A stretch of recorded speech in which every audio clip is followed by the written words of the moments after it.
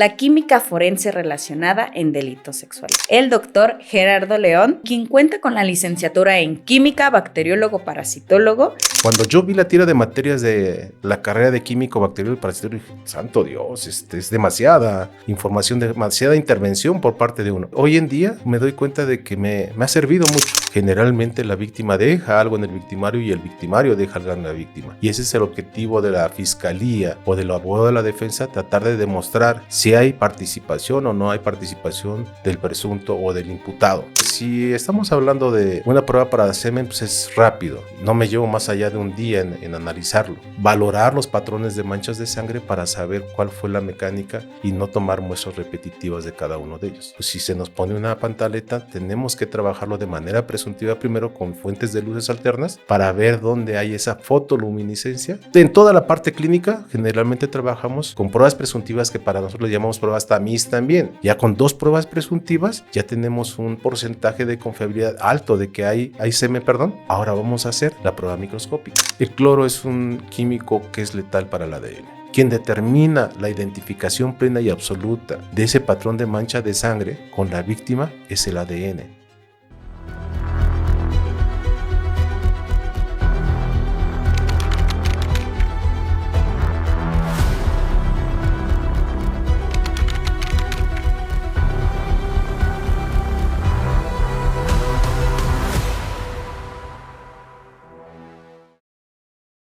Hola, ¿qué tal amigos del mundo del derecho? Yo soy Margarita Álvarez. Bienvenidos a una emisión más de Legalmente Hablando. El día de hoy tengo el placer de estar acompañada con quien cuenta con la licenciatura en química, química, bacteriólogo, parasitólogo, cuenta con una maestría en criminalística, un doctorado en ciencias forenses. Actualmente es maestro, es docente del INACIPE, es actualmente también químico analista en el Instituto Mexicano del Seguro Social y cuenta con múltiples estudios. El doctor Gerardo León Domínguez, con quien estaremos hablando acerca del tema la química forense relacionada en delitos sexuales. Bienvenido, doctor. ¿Cómo se encuentra? Muy bien, gracias. ¿Y usted? Muchas gracias por haber venido, por haber aceptado nuestra invitación. ¿Cómo está, perdón? Bien, y gracias por la invitación también por parte de ustedes. Espero contribuir en algo y ser no tan técnico en este sentido. Sí, claro. Sí. Déjeme decirle que es uno de los primeros peritos que viene a nuestro programa, que no es abogado, por lo regular siempre invitamos abogados, pero bueno, ahorita queremos saber un poco más porque el derecho viene relacionado con lo que usted realiza. Por supuesto que sí, pues somos la parte auxiliar de ustedes, tanto en el ámbito oficial como en el ámbito particular. Sí. Así es. Antes de comenzar con nuestra entrevista, queremos saber un poquito más. Bueno, siempre empezamos con esta pregunta, es un poco filosófica. ¿Cómo se define usted en 3 palabras? Responsable y apasionado en el ámbito forense. Eso son lo que a mí me llama la atención y procuro ejercer en mi área. ¿Sí? Responsable, apasionado. Y pues mostrar interés en cada uno de los casos. Creo que eso es lo que uno debe tener en esas cualidades para poder ejercer como perito. Muy tener interés doctor. y ser responsable. Porque, muy interesante. Como lo dice la palabra, ¿no? Un perito, y si nos vamos al concepto y lo doy en clase, digo, eso es un especialista, entonces tengo que ser de los mejores. No sé si lo cumplo o no, pero tengo que esforzarme por ser uno de los mejores. Seguramente sí, doctor. Y bueno, queremos saber qué fue lo que lo motivó a estudiar la licenciatura de químico, bacteriólogo, parasitólogo. En primer término, pues era de las pocas materias que me llamaban la atención. Es del Instituto Politécnico Nacional, donde surgí, es mi alma mater. Se me hizo una carrera interesante y complicada. Y hoy, dentro del ámbito forense, como perito, pues es un complemento más para poder ejercer, porque cuando yo vi la tira de materias de la carrera de químico, bacteriólogo y parasitólogo, dije, santo Dios, es demasiada información, demasiada intervención por parte de uno. Y hoy en día me doy cuenta de que me ha servido mucho. A veces hacía grandes rasgos, dice una, nada que ver un químico, bacteriólogo y parasitólogo dentro del ámbito forense. Generalmente es un farmacobiólogo, un biólogo, etcétera. Pero desde mi punto de vista me ha servido bastante y desde mi parte práctica me ha servido bastante, ¿no? Casos de suelos, casos de alimentos, intoxicaciones, porque vemos fisiología dentro del área. Son muchas áreas las que vemos en esta carrera. Claro, sí. Ujú. Y bueno, ya que estudió usted la carrera de químico, bacteriólogo, parasitólogo, ¿qué fue lo que lo hizo orientarse hacia la criminalística? Cuando es uno joven, a veces tiene uno malas orientaciones al respecto. Y tenía yo una idea de policía judicial. Y mi hermana me dijo que ella trabajaba en la Procuraduría. No te recomiendo que estudies eso o que practiques eso. Dice, vamos a ver si puedes hacer tu servicio social en la Procuraduría. Me recibieron muy bien en Procuraduría. Hice mi servicio social ahí. No tenía yo ninguna intención de trabajar en gobierno. Me decía, ¿piensas trabajar ahí? No, yo creo que o trabajo 1 o 2 años y me voy a la iniciativa privada. Ese era mi punto de vista. Termino el servicio social, pasa 1 año, me llaman, fui de los afortunados, me llamaron, hay una plaza, ¿te interesa? Te resuelvo mañana, ¿sí? Y entonces acepté y de ahí para acá es mi pasión, es mi gusto, ¿sí? O sea, me encanta a mí el ámbito pericial. Entonces aquí estamos. Mucha gente me dice, ¿y qué haces aquí? Pues si tú quieres fue accidente, pero yo no lo creo porque sí hay compatibilidad de mi carrera con este tipo de trabajos. Sí, Sí. claro. ¿Y qué relación ha encontrado usted dentro de su licenciatura con lo de su maestría, que es en criminalística? Bueno, esto ya es más especializado, ya va más dirigido a las ciencias forenses. Pues la criminalística es una ciencia apasionante, me fascina, al igual que la química, al igual que la biología, pero la criminalística pues tiene que analizar gran parte de las ciencias forenses para poder emitir su dictamen. Entonces es una área de los servicios periciales que es muy complementaria, ¿no? Es multifuncional y tiene que el perito tener la habilidad de saber interpretar los resultados que emitimos cada una de las diferentes áreas, como puede ser grafoscopía, documentoscopía, química, medicina, etcétera, para que él pueda emitir su mecánica de hechos. Ok. Ujú. ¿Y cómo se relaciona todo esto que nos está comentando con el derecho? Pues al 100%. Es al 100%, ya sea en el ámbito particular o en el ámbito oficial. Aquí quiero aclarar que fui un buen tiempo, desde el 2000, desde el 97 al 2017, no, al 2001, como perito particular, perito oficial. Y ya del 2001 a la fecha, perito particular. Entonces, ya sea en fiscalías o ya sea en trabajos particulares, pues hay una correlación, más ahora con ese sistema que con el que estamos trabajando, pues somos sus auxiliares de ustedes y si un abogado no se apoya por parte de los peritos, pues realmente tiene poco éxito, considero yo. ¿Nos Sí. pudiera dar algún ejemplo? Como consultor técnico, si va a interrogar a usted a un perito y si no tiene usted los conocimientos técnicos suficientes o cómo interpretar lo que el perito le está informando, ya sea oficial o particular, pues tú con su asesor técnico, consultor técnico, pues él le va a estar auxiliando. Obviamente, como lo marca el código, no tiene ninguna personalidad jurídica, pero puede asesorar al abogado o a la fiscalía para poder interpretar lo que está diciendo el perito. Sí, claro. Ujú. Ahora sí, ya adentrándonos en el tema, justo como lo está mencionando en su respuesta, que bueno, vamos a adentrarnos al tema de la química forense Ujú. aplicada relacionada con delitos sexuales. ¿Cómo es que interviene la química forense en la investigación de los delitos sexuales? Porque se van a hacer pruebas químicas. Ese es el punto número 1. Y hay que interpretar esos resultados. Si hablamos de un fluido corporal, pues vamos a ver cuáles son sus marcadores bioquímicos que tiene y con qué nos pueden reaccionar e interpretar ese resultado. Porque en base al protocolo que se maneja, pues hacemos pruebas presuntivas y pruebas confirmativas. En muchos de los casos no se pueden confirmar y en otros de los casos se hace el estudio complementario, presuntivo y confirmativo. Entonces, como todas son pruebas químicas, algunas son pruebas instrumentales, otras son reacciones químicas, esa es la relación que tiene la química con los delitos sexuales. ¿Cuáles son esos residuos que se deben de buscar justamente cuando se investiga un delito sexual? Eh, Principalmente semen, aunque no es el único, saliva, sangre, ¿sí? Algunos tejidos como pueden ser filamentos pilosos o telas, tejidos de telas, y entonces esto nos permite determinar quién pudo haber participado. Para eso tenemos que llegar a una individualización. Aquí se cumple un principio dentro de la criminalística que es el principio de intercambio.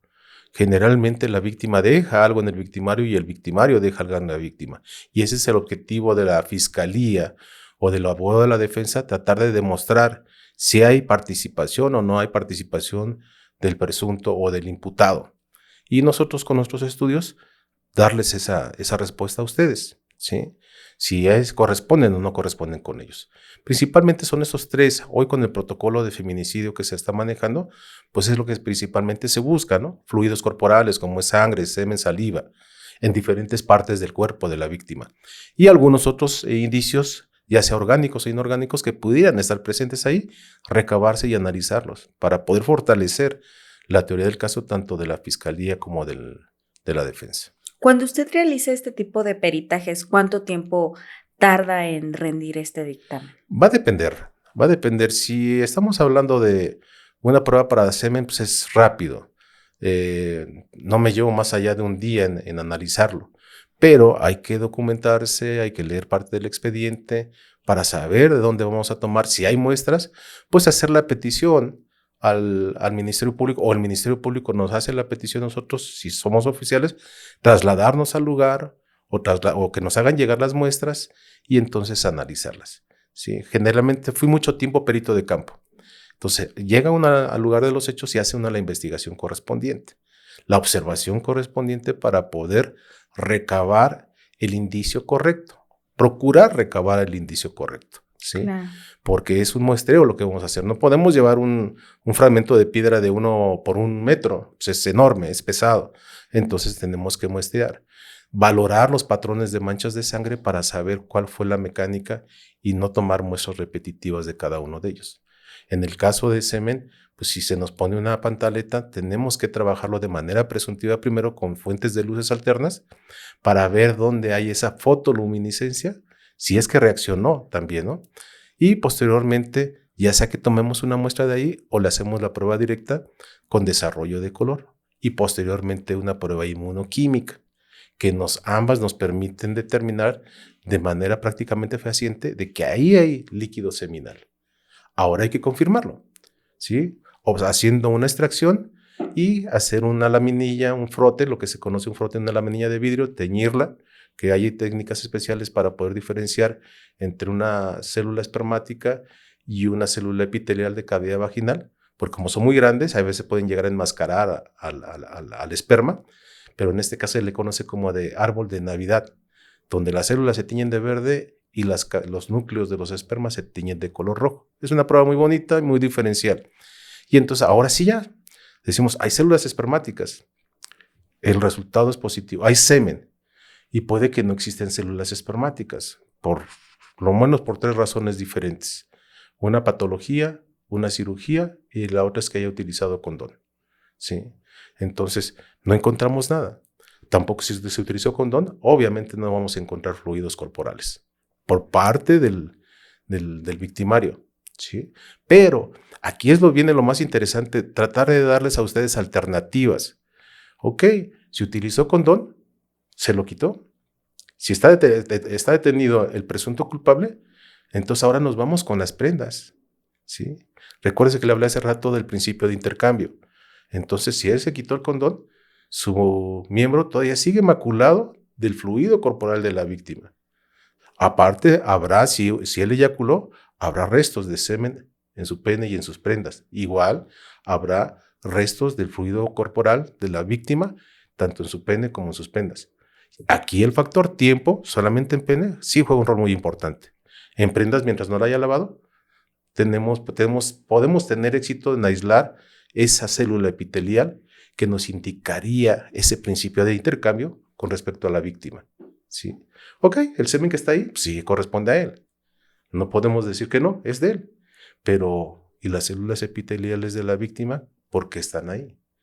La razón es porque hubo un contacto sexual. Uh-huh. ¿Cuánto tiempo aproximadamente tiene que realizarse esa prueba? El factor tiempo sí es un factor determinante, pero los fluidos biológicos, la mejor manera de preservar un fluido biológico es dejándolo secar. ¿Sí? Si en esa pantaleta hay fluidos corporales del presunto victimario y de ella, si la embalamos correctamente y la preservamos correctamente, nos duran años. ¿Sí? Probablemente alguna de las células, tanto espermáticas como epiteliales, se va a analizar conforme pase el tiempo, conforme pasen los años o los meses. Pero el ADN ahí está presente. Los marcadores bioquímicos que nos determinan el presente, ahí está presente. ¿Sí? Y no tenemos ningún problema. Yo en mis clases con INACIP hemos hecho pruebas para determinar la presencia de marcadores bioquímicos de semen con muestras de 9 años de antigüedad y no tenemos ningún problema. Se observa perfectamente bien. El problema es que a veces las células espermáticas se lisan y no las vemos. Eso no indica que no haya células espermáticas. Eso no indica que no haya habido semen ahí. Pero el ADN ahí está. Entonces ya el experto en ADN tendrá que extraer ese ADN y hacer el perfilado genético para poderlo identificar. Muy interesante. Dentro de estas pruebas que nos comenta, ¿entra la de orientación y confirmación? Sí, por supuesto que sí, es un protocolo que debemos de seguir en todos, en delitos sexuales, en toxicología, en toda la parte clínica. Generalmente trabajamos con pruebas presuntivas que para nosotros le llamamos pruebas TAMIS también, ¿sí? Que es un filtro, ¿sí? Para poder no estar en un mundo de analitos, ¿sí? Entonces hacemos esas pruebas presuntivas y trabajamos ya con esto. Ok, nos dio positivo a fosfatasa ácida, hacemos P30, ¿sí? Ya con 2 pruebas presuntivas ya tenemos un porcentaje de confiabilidad alto de que hay células, hay semen, perdón, y ahora vamos a hacer la prueba microscópica, que es la observación de células espermáticas. Y con esto confirmamos la presencia de semen. Hasta ahí no hemos apoyado en gran cosa porque falta la individualización. ¿A quién corresponde ese semen? ¿Sí? Se puede obtener el perfilado y tenerlo ahí reservado para que cuando se tenga algún presunto, entonces se pueda cotejar. ¿Sí? Ok, muy bien. Ahí entran las 2 pruebas, orientación y confirmación. Orientación, las pruebas de orientación generalmente para semen es fosfatasa ácida y proteína P30. ¿Sí? Okay. Y estas pruebas se han utilizado hace decenas de años. Son pruebas muy antiguas, pero que se siguen trabajando hoy en día y que a las empresas que se encargan de estandarizar algunos reactivos, si ya nos venden hasta los kits, entonces siguen siendo fiables, siguen siendo útiles, sin ningún problema. La fosfatasa ácida. Esta fosfatasa ácida es una enzima y se encuentra presente en diferentes tejidos, en bacterias, en vegetales, en fluidos corporales, en tejidos. Pero la gran ventaja que se tiene con esto es que en semen se encuentran cantidades industriales, por decirlo de esa manera.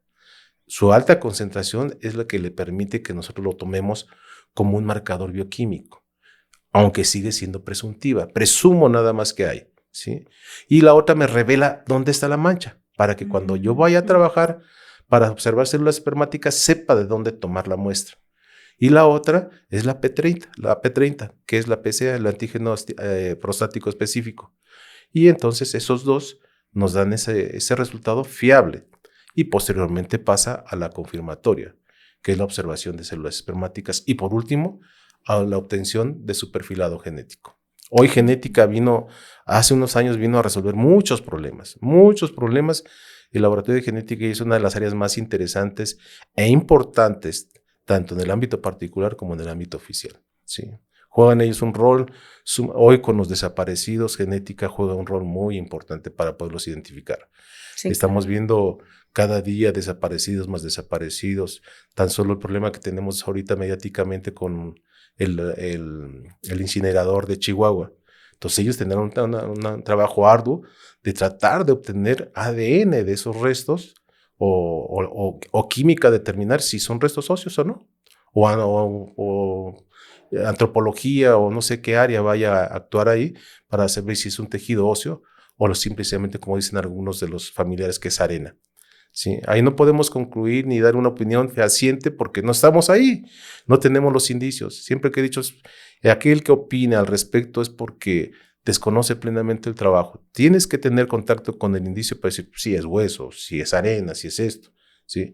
Para eso pues, tendrá que intervenir un perito y de dictaminar si son restos óseos o si es hueso. Sí, claro. ¿Sí? Muy interesante, la verdad, el tema, y qué bueno que la tecnología también ha avanzado, ¿no? La tecnología nos ha ayudado terriblemente. Anteriormente, hace 20 años, tuve la fortuna de trabajar en PGR, ser jefe de departamento y subdirectora de área.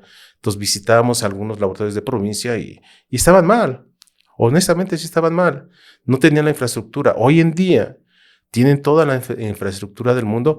El gran problema es de que a veces son las cabeceras o las capitales las que tienen el laboratorio y siguen teniendo el problema de trasladar las muestras, ¿no? El mismo problema que tenía yo cuando trabajaba en Texcoco, que también, pues nuestro laboratorio central estaba en Toluca y nosotros estábamos en Texcoco. Es un ejemplo claro. En aquel tiempo nuestro laboratorio no era más que una máquina de escribir, un refrigerador, una plancha, un equipo EMIT para drogas de abuso, una balanza y hasta ahí. Hoy en día Texcoco tiene un cromatógrafo de gases, tiene un espectrofotómetro de luz infrarroja, tiene la tecnología mínima necesaria para poder sacar trabajos. Sí, es lo que yo tengo entendido. No, pues está fenomenal, la Sí. verdad, que haya avanzado y sobre todo que se hayan dado los recursos, ¿no? Es Para correcto. estos laboratorios. Ahora, entrando al tema de cuando se investiga un delito de violación, ¿cuáles son los rastros bioquímicos que se encuentran en la víctima o en la escena de crimen? Sí, tanto en la víctima como victimario, como en escena del crimen, pues vamos a buscar esos dos por lo menos que yo le mencioné, ¿no? Bueno, ahí habría uno más, una fotoluminiscencia, el trabajar con fuentes de luz alterna. Sí, son unas lámparas especiales, una de luz ultravioleta, y hoy en día la tecnología tiene un arcoíris de lámparas con diferentes longitudes de onda y con filtros. Eso yo creo que ustedes lo han de haber visto en esos programas de CSI, donde se colocan unos gogles y hacen incidir un haz de luz. ¿Qué es lo que pasa? Que algunos, aquí yo difiero un poco con la bibliografía en base a mi experiencia, va a depender mucho más de la superficie en la cual se encuentren esos fluidos que permitan tener esa fotoluminiscencia. Entonces, cuando tiene esa fotoluminiscencia me indica, ahí hay algo, sí brilla, ahí hay una mancha. Entonces, esa mancha puede ser de orina, puede ser de secreción vaginal, o puede ser de semen, o puede ser de saliva. Por lo tanto, tengo la obligación de que si estoy buscando semen, independientemente de que sea orina, semen, sangre o saliva, tendré que hacerle esas pruebas. Y posteriormente también de saliva, ¿sí? De orina prácticamente no se ha hecho, aunque también se puede obtener un perfilado genético de una muestra de orina, ¿sí? Entonces, primero, si tenemos las prendas de la víctima, vamos a hacerle pruebas luminiscentes con la fotoluminiscencia, ¿sí? Con las lámparas, con las fuentes de luz alterna. Ya nos dio el resultado positivo, hacemos la prueba de la fosfatasa y nos va a dar un color violeta. Ya nos dio la prueba de la fosfatasa, tomamos un trozo de ahí y le hacemos P30, ¿sí? Y vemos cómo hay que extraer ese material, se agita en un vórtex, se extrae y se coloca el sobrenadante en unas tarjetas que son inmunoquímicas, como las pruebas de embarazo, se coloca ahí la muestra y se deja correr en 10 minutos, obtenemos un resultado.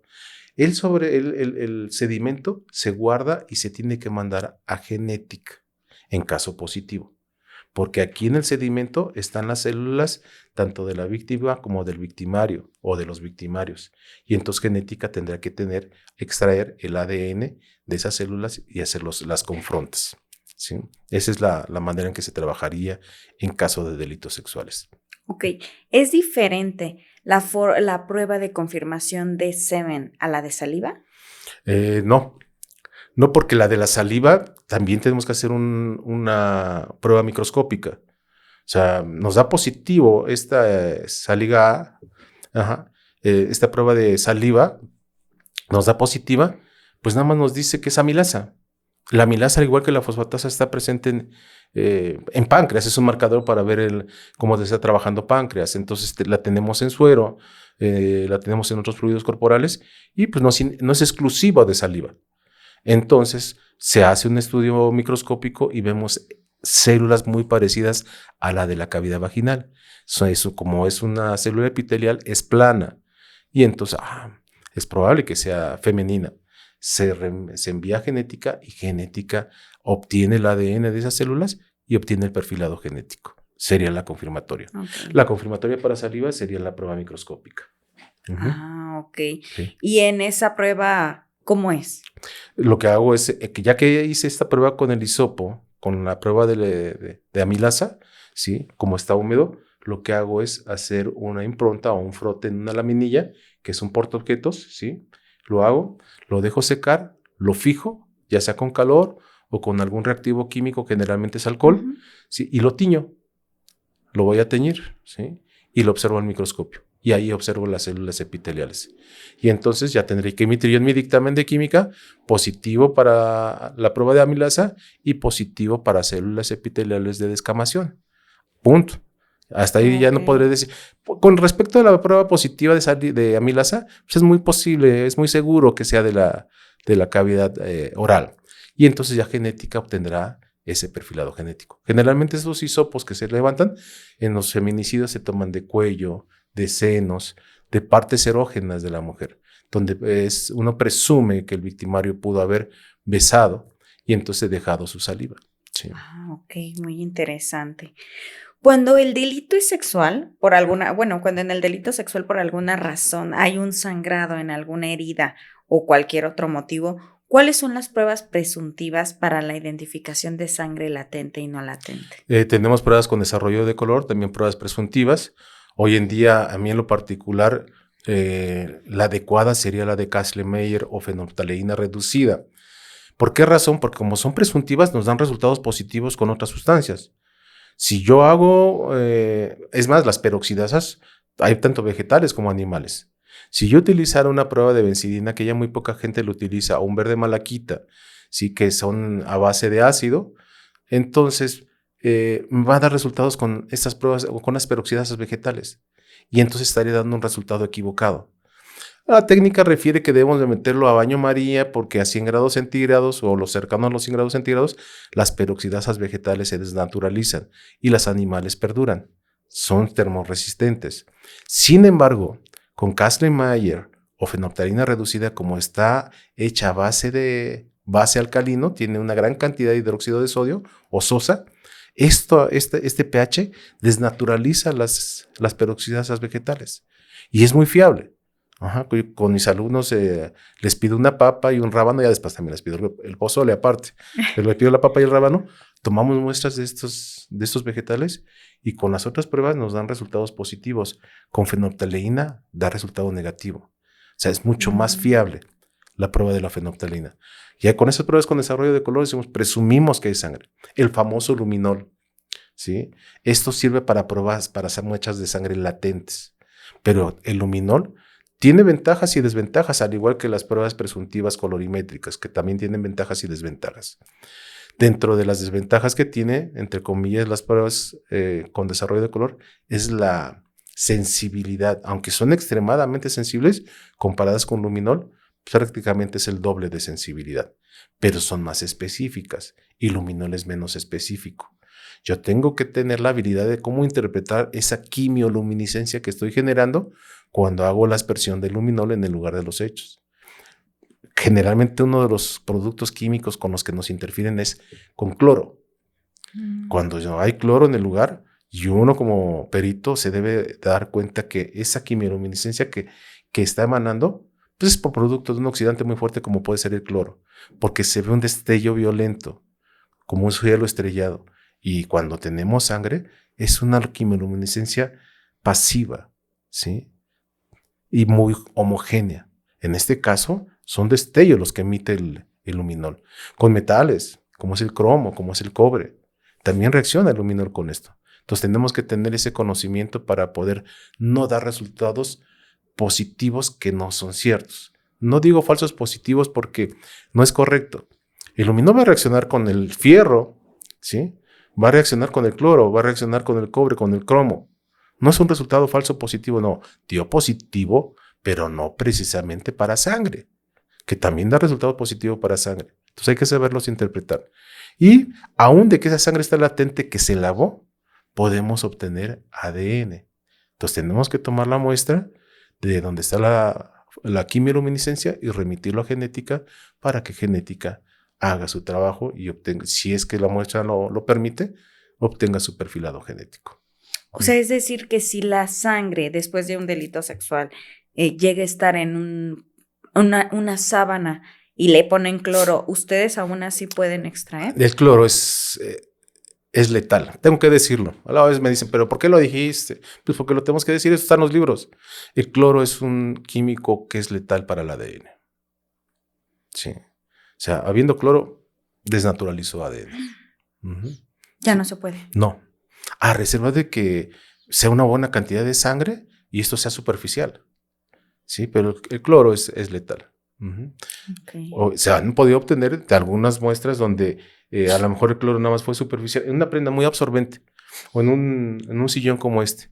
A lo mejor fue superficial, pero como tiene esponja, tengo sangre más abajo. Entonces me voy más abajo para evitar que se haya desnaturalizado o evitar tomar la sangre que se desnaturalizó lo más cercano al cloro. ¿Sí? Ahí es donde viene la habilidad del perito. ¿Sí? Sí, Siempre claro. hay alguna razón para poder aportarle algo a las partes, ¿no? Sí, digo, salvo en este caso, Así ¿no? es. Que existe cloro, se termina. Bueno, ya no se puede. Muy bien. ¿Y cuáles son las pruebas inmunoquímicas y qué valor se les da? A pesar de que tienen un porcentaje del 98%, en algunos casos las seguimos considerando como presuntivas. Las inmunoquímicas, como hace rato se lo dije, están las pruebas de embarazo, están las pruebas de identificación de drogas de abuso, pues les llamamos pruebas rápidas, para la prueba de P30 o antígeno prostático, para la sangre, ¿sí? Nada más que en este caso la sangre es mucho más determinante porque el anticuerpo que se está utilizando, por eso se llama inmunoquímica, porque utilizamos un anticuerpo específico contra ese marcador.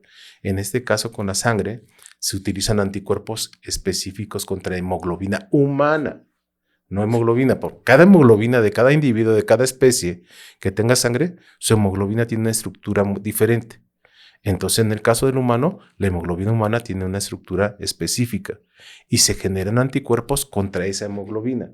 Y por lo tanto, solamente reaccionará contra esta hemoglobina. Habrá algunos resultados que pueden dar cruzados. Por ejemplo, la ficha técnica refiere que con sangre de hurón, hemos trabajado con sangre de hurón, que se dio un tiempo de que algunos alumnos tenían sus mascotas de hurón y les pedíamos de favor que sangraran tantito su hurón para hacer este tipo de pruebas, ¿sí?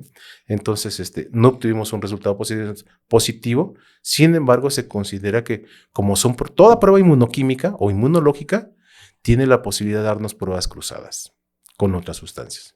Entonces, por tal motivo, las consideramos también como presuntivas, independientemente del alto porcentaje de confiabilidad que tienen, del 98%. Sí. Ok, muy bien. Y dentro de esto de la hemoglobina, ¿algún parecido de la hemoglobina del ser humano con la de algún animal? No hemos tenido resultados de ese tipo. Lo que sí hemos tenido es esa clase me pareció muy interesante. Llevaron semen de simio y nos dio positivo para fosfatasa ácida. Sí, entonces habrá algunos casos que tenemos cierta correlación genética, entonces, donde nos den resultados positivos con algunos marcadores. Sí. Ok, muy interesante, doctor. Respecto a cómo se embalan, se preservan y se resguardan los indicios biológicos, los fluidos. La mejor manera, como hace rato lo mencioné, de preservar un fluido biológico es deshidratándolo, dejándolo secar. La saliva, la sangre, todo. Le voy a dar el mismo ejemplo que le doy a mis alumnos, el Santo Sudario de Turín. ¿Cuántos años tiene? Y podemos obtener pruebas con desarrollo de color de ahí. De hecho, se hicieron pruebas forenses en el Santo Sudario. Independientemente de que crea o no crea que sea la sangre de Cristo, por lo menos tiene cientos de años, ¿sí? Por ahí hay teorías de que Leonardo da Vinci tuvo algo que ver con él. No vamos a entrar en polémica en ese sentido. Pensando que así fuera, pues por lo menos son cientos de años. Pero si fuera sangre de Cristo, estaríamos hablando de miles de años, ¿sí? Y ahí está presente, está resguardada, porque está bien resguardada ese santo sudario. Entonces, toda muestra que esté bien preservada durará años. Hace rato le mencioné trabajar con semen de 9 años de antigüedad. Un alumno me perdió una muestra de algo parecido y me molesté mucho con él porque me había perdido esa muestra. Y me dijo de manera sarcástica, Ay, maestro, ¿para una mancha de semen? Dame una mancha de semen de 9 años de antigüedad. Eso es lo que tenemos que tener hoy en día todos los laboratorios forenses. Bancos de datos, marcos de referencia. Si yo tengo marcos de referencia, entonces puedo darle un buen servicio a las fiscalías o a la defensa. Si no tengo esos bancos de datos o esos marcos de referencia, entonces tengo más problemas para poder interpretar mis resultados. Entonces ya sé que la fosfatasa ácida es viable trabajarla hasta 10 años, 12 años. Por ejemplo, las tarjetas FTA que sirven como para transporte de sangre y hacer perfilados genéticos, la ficha técnica refiere que puede ser viable hasta 10 años. Entonces, si yo la coloco en esa tarjeta FTA y la dejo en un lugar seco y fresco, después de 10 años puedo obtener ADN, aunque considero que puede ser mucho más tiempo. Hoy los genetistas han obtenido perfilados genéticos de mamut, ¿sí? De hombres o de tejidos que han estado a bajas temperaturas. Y estamos hablando de miles de años. Sí. Y se puede. Sí, sí. Entonces, todo fluido corporal que esté bien preservado, deshidratado, por eso la mejor manera de embalar un fluido corporal es dejarlo secar y en sobres de papel. Sí. Plástico está totalmente contraindicado, a reserva de que ya se haya secado bien, se haya embalado en su sobre de papel y poderlo colocar en una bolsa de plástico. Pero si no es necesario, solamente en la bolsa de papel. Y entonces se guarda, se puede guardar en el expediente, se puede guardar en el archivo del juzgado. Hoy en día estamos haciendo eso con los asuntos de paternidad. Tomamos una muestra más y le dejamos al juzgado una muestra de resguardo por cualquier inconformidad que se pueda dar. Y entonces el juzgado pues, también nos dice bajo qué condiciones puedes colocarlo en el expediente o dejarlo en tu caja de seguridad sin ningún problema. Simplemente que no le dé humedad. La humedad es letal para todo esto. ¿Sí? Se generan hongos, se generan bacterias y esto va a degradar todo material orgánico. Todo material orgánico lo va a degradar.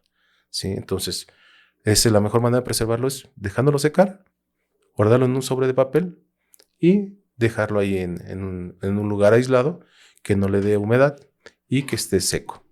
Sí, entonces, claro. Usted como perito forense sí tiene que, ahora sí que revisar bien qué objeto le dan y si se puede o no se puede obtener justamente estas aquí, pruebas, ¿no? Ya como perito, tanto oficial como de particular, pues tenemos que revisar una herramienta más que tenemos, que ha permitido que este sistema se aplique, que es la famosa cadena de custodia. ¿Sí? Entonces, yo antes de abrir cualquier embalaje tengo que revisar la cadena de custodia, cotejar las firmas de las personas que intervinieron, porque es obligación de toda persona que intervenga en un indicio que se le haya estructurado una cadena de custodia, dejar constancia de su intervención. Seas particular o seas oficial, tienes que dejar constancia, ¿sí? Y entonces, si no hay constancia de cualquiera de los dos, se ha perdido la cadena de custodia o se ha alterado esta cadena de custodia con respecto a ese indicio. Y una cadena de custodia nos permite garantizar en las partes, ¿sí?, que se trata de las mismas características físicas, químicas y biológicas del indicio que se recabó en el lugar o a la persona en estudio. Eso es lo que nos garantiza una cadena de custodia. Y si no la hemos preservado de esa manera, pues entonces, ¿cómo le garantizamos a la autoridad que ese indicio no ha sido alterado, sustituido, ¿sí? Y entonces, ¿cómo podemos garantizarle que el resultado es fiable? Sí, claro. Uh-huh. ¿Algún ejemplo o ahora sí que cómo pudiera ser, experiencia que usted haya tenido justamente como perito en química forense en delitos sexuales que le gustaría compartirnos? El más interesante que haya tenido. Es que todos son interesantes. Estoy buscando uno que ya haya cerrado, porque no podemos tampoco vertir cierta información. Claro. Sí. Hace muchos años todavía no existía la parte de la genética y entonces no teníamos tampoco la capacitación que se tiene hoy en día. Hoy los peritos tienen muchas ventajas sobre los que trabajábamos anteriormente y entonces nosotros tenemos que irnos capacitando de igual manera para poder estar en ese nivel. Dentro del ámbito forense y dentro de los delitos sexuales, hace unos años estuvimos en un feminicidio, donde ya hace mucho tiempo, donde no se tomaron las muestras correctas y adecuadas y preservadas. para poder determinar que esta persona haya sido el responsable de ese feminicidio. Hoy por protocolo se le debe tomar muestras a la víctima, si es occiso, si es cadáver, para poderla identificar genéticamente. Y más si hubo este tipo de fluidos corporales en los lugares, pues tenemos que determinar que los patrones de manchas de sangre localizados en el lugar donde se llevó a cabo el hecho corresponden a la víctima o no corresponden a ella, ¿sí? O sea, si yo tengo perfilado genético y obtenemos muestras, bueno, este patrón de mancha que no corresponde con la mecánica que estamos viendo, ¿sí? Podría ser del victimario. Y entonces lo podemos involucrar dentro de ese hecho. Pero si no tenemos ni siquiera el patrón, el perfilado genético de la víctima, como fue el caso, pues tendría que yo que decirle al juez, no puedo identificar que esas manchas de sangre correspondan a la víctima. O sea, fíjese nada más qué tan grave es esto. No puedo determinar que esos patrones de manchas de sangre correspondan a la víctima. Cuando cualquier persona que desconoce por completo la parte forense dice, oye, por favor, estás viendo cómo está lesionada, las lesiones que presenta la víctima y me dices que esa sangre no puede corresponder a ella, no tengo los elementos técnicos suficientes para poder determinar que esa sangre sea de ella. ¿Sí? O sea, no lo puedo asegurar. ¿Podría tener el grupo sanguíneo? Los grupos sanguíneos no son determinantes, son incluyentes o excluyentes. Quien determina la identificación plena y absoluta de ese patrón de mancha de sangre con la víctima es el ADN. ¿Sí?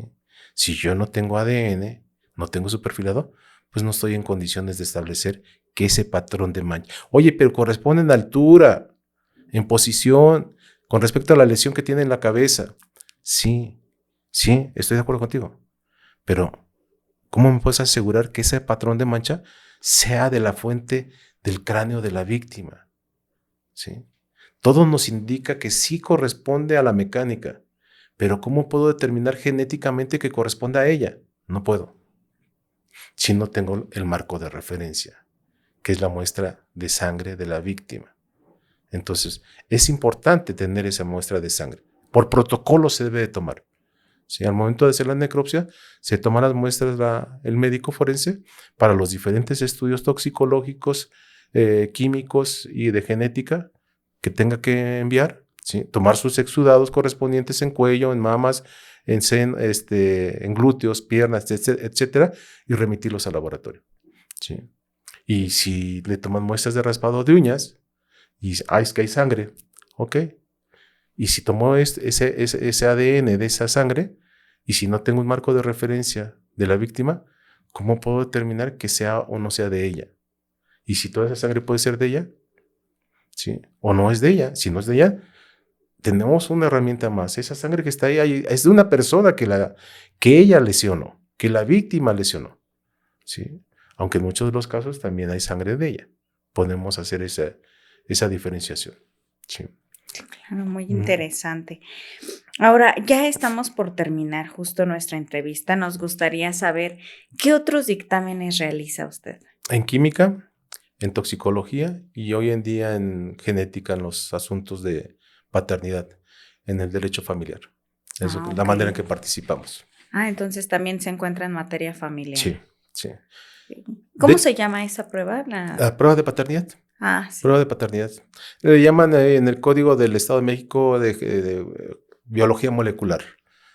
O prueba de paternidad o no paternidad, porque va a depender de qué se trata de demostrar, si la paternidad o no paternidad del individuo, ¿sí? Con respecto al menor. Y en ese caso, ¿la realizan a través del cabello? No, la realizamos a través de una prueba. Aquí podemos trabajarla con cualquier célula del cuerpo humano.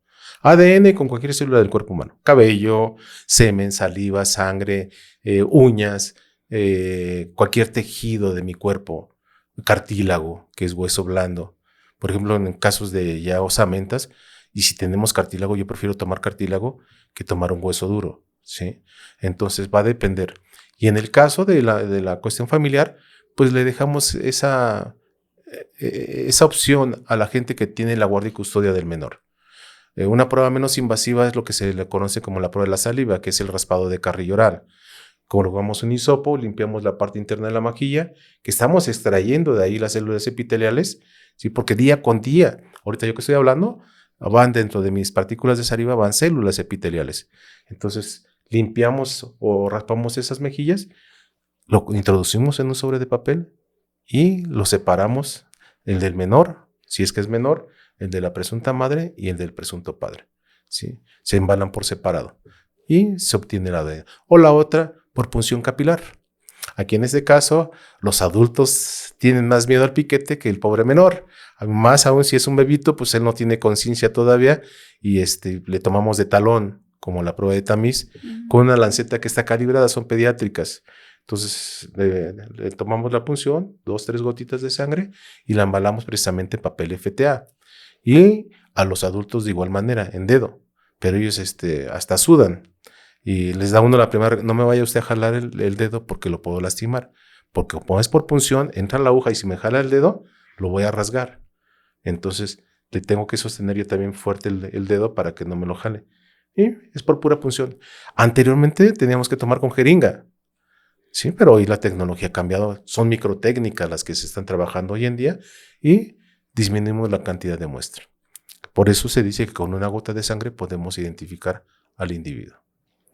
En teoría, bastaría una célula para poder obtener N fotocopias biológicas de ese ADN. Pero hay muchos factores químicos biológicos que nos pueden llegar a alterar esa teoría. Entonces, para evitar ese tipo de problemas, entre más células tengamos, mucho mejor. Pero ya no con 5 mililitros de sangre.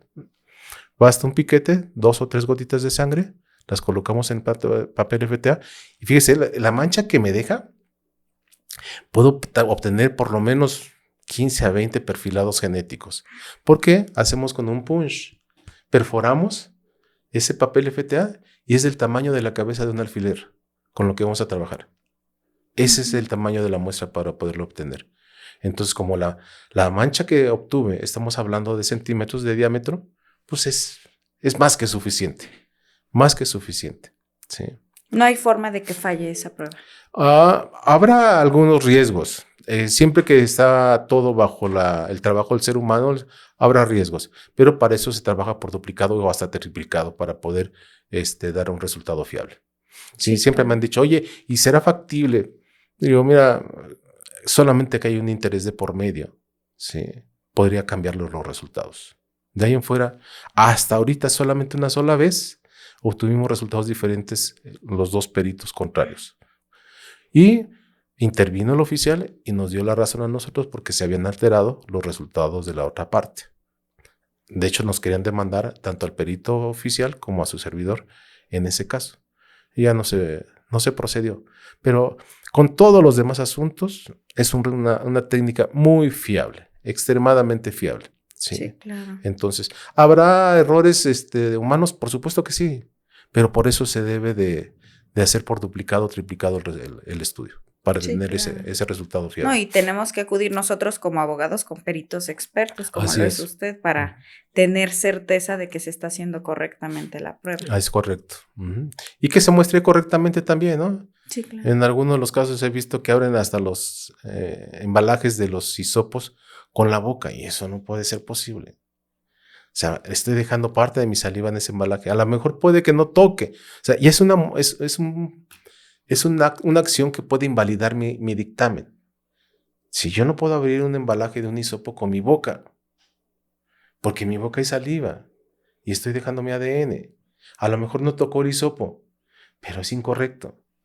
Para eso hay herramientas para poder cortar o tú mismo cortar el sobre. Es un sobre no fuerte. ¿Sí? Es un sobre de papel muy delgado, que a lo mejor nada más jalamos parte del sobre y el mismo hisopo o el mismo aplicador de ese hisopo, ya sea de plástico o de madera, que ya generalmente trabajamos con de plástico, ya de madera ya prácticamente no, ¿sí? Lo rompe y entonces extraemos del mango y ya tenemos lo que es el hisopo, es la parte del algodón. Y trabajamos con ese tipo de hisopos, no con cotonetes. ¿Sí? He visto también por ahí que han tomado las muestras con cotonetes, no es lo correcto, y más en delitos sexuales. O sea, ¿cuánto mide una cavidad vaginal? Un cotonete estamos hablando de 5 centímetros. Si quieres, la toma de muestra debe ser hasta el fondo de saco de Douglas. Entonces tengo que llegar hasta adentro para poder tener una buena muestra. ¿Sí? Girar, tomar mi muestra, retirarla y embalarla. Con un cotonete tengo que meter hasta mis dedos y no es correcto. Claro, no. Si fuera cadáver no habría tanto problema, pero si es una víctima, le estás ocasionando otra lesión. Y aún con cadáver no debería de ser. Se deben de tener las herramientas necesarias para poder hacer una buena toma de muestra. En mi caso, cuando era perito en alguna institución, para no decir nombres, me llegaron cotonetes. Y le decía a mi jefe, esto no puede ser. O sea, el médico tiene que tener ese criterio suficiente para decir, no puedo tomar muestras con cotonetes. Sí, claro. Sí. Tienen que ser los hisopos que miden aproximadamente 15 centímetros.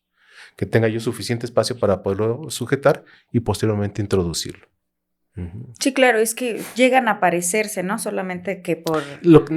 Van a aparecerse en uno de sus extremos, porque el cotonete tiene dos extremos, en cada extremo tiene un hisopo, ¿sí? El hisopo es la parte algodonosa, ¿sí? Y el hisopo, pues tiene, tanto en un extremo como en el otro extremo, tiene hisopo. Sin embargo, el aplicador, ¿sí? Nada más tiene en uno de sus extremos el hisopo.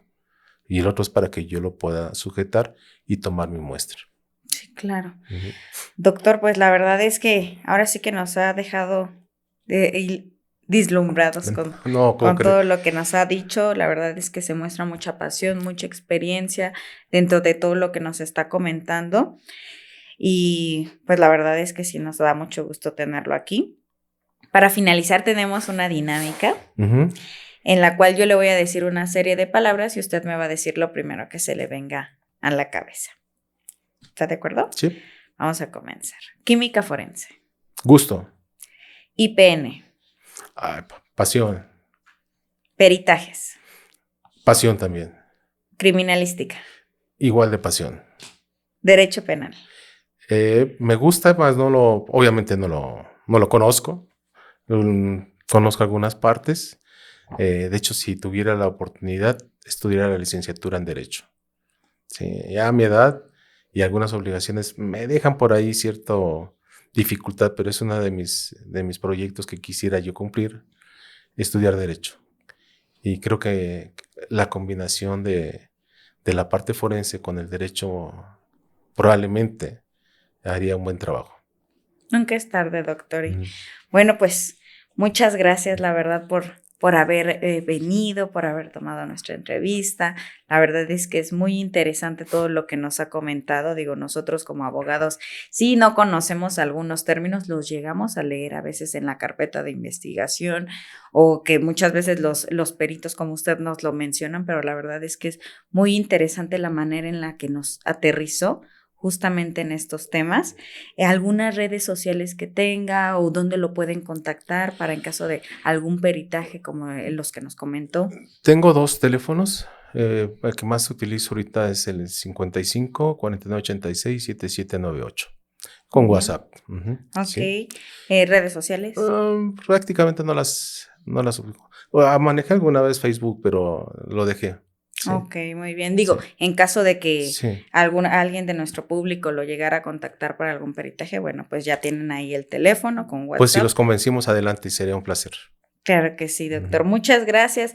Pues la verdad es que estuvo muy interesante. ¿Algún comentario que quisiera dejarle a nuestra audiencia? Pues este tipo de charlas, yo le llamo así, deberían de ser mucho más frecuentes, sobre todo con los abogados, para podernos entender.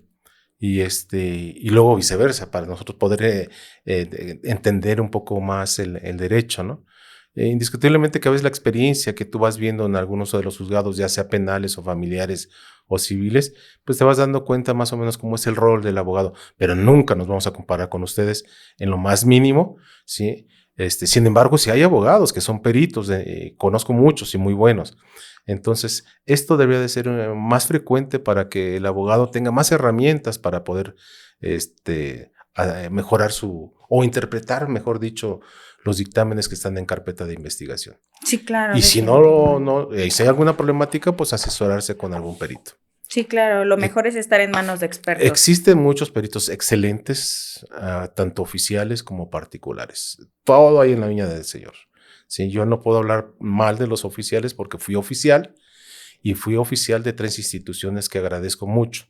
La Procuraduría del Distrito Federal, la Procuraduría del Estado de México, PGR, que fue con la que creo que me sentí más identificado. Fui jefe de departamento y subdirector de área ahí. Y eso no me impide tampoco litigar o practicar peritajes en contra de ellos. Pero les guardo un respeto y un agradecimiento profundo a estas 3 instituciones. Y obviamente pues al Seguro Social, que también me ha recibido con mucho gusto. Uh-huh. Pues la verdad es que sí tiene una trayectoria muy, pues enorme, Pues doctor, no, y con mucho gusto y el pasión. tiempo no lo ha permitido, ¿no? Por ejemplo, ser parte del claustro de profesores de INACIPE también es una responsabilidad muy grande, ¿no? El impartirle cátedra a los alumnos de ahí, hacer partes prácticas y demás, es lo que también ha permitido que uno tenga esa formación. Un agradecimiento también enorme a INACIPE y a las otras instituciones académicas con las cuales he participado, como fue la Salle, como fue CLEU en su momento, como fue en el estado de Chiapas, donde fui también a dar clases allá con mucho gusto. Una población encantadora, a mí me fascina ese estado. También fue la Salle, el CLEU y el Justo Sierra. En Justo Sierra también me trataron de maravilla. Y si se me olvida alguna, ofrezco una disculpa, pero me he sentido muy a gusto cuando me invitan a dar alguna plática, alguna clase o formar parte de su cuerpo de maestros. Le agradezco mucho, Uh-huh. doctor, y espero no sea la última vez que nos veamos, porque la verdad es que es muy interesante el tema y digo, en caso de que la audiencia guste algún otro tema que el doctor nos pudiera comentar, con gusto déjenlo en nuestros comentarios, es muy Y interesante hasta el las tema. críticas también, ¿eh? Sí, claro, Uh-huh, sí. con gusto, las tomamos, Así ¿no? es, sí. Oiga, no es cierto lo que dijo y entonces ya podremos debatir o Sí, discutir claro, en un algo. próximo Así es, capítulo. así es. Le agradezco mucho su tiempo, doctor, y a todos los que llegaron hasta este momento, muchas gracias.